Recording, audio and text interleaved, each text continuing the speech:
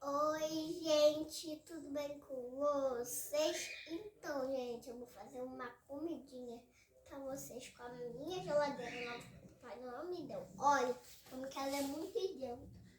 Você nem viu como que é dentro, gente, ó. Cheio de coisinhas.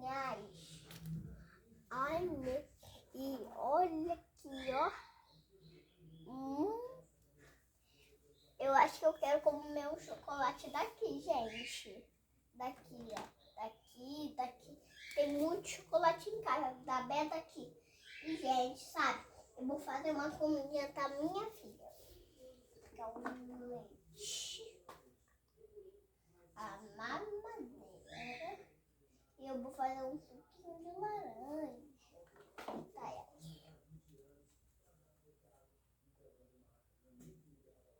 Vou fazer um suquinho de laranja pra o meu filho.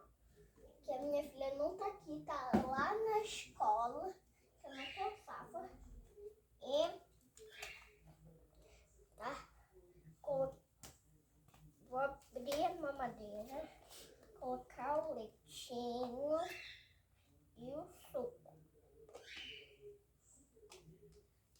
E agora eu vou misturar.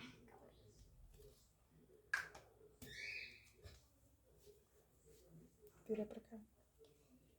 E, gente, claro, inscreve no meu canal.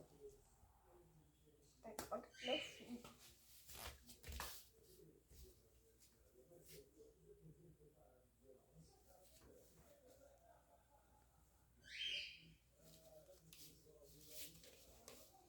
E agora, calma aí, eu vou lavar a louça. Tchau, foi muito legal. Mas, gente, vocês olhar pro meu olho, tá? Porque eu quero que você veja eu lavando a louça. Vou tirar a água, vou botar aqui. Os quase que eu quebro.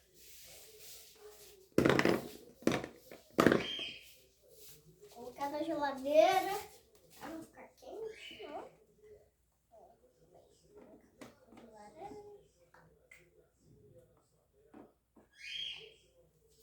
Agora eu vou fechar. E agora eu vou lavar a louça.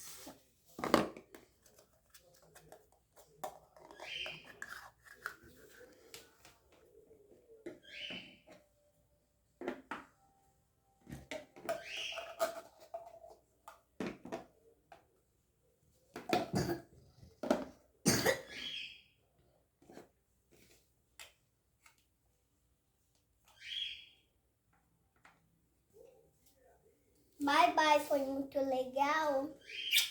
Tchau. Se inscreve no meu canal, muito like. Beijo, tchau.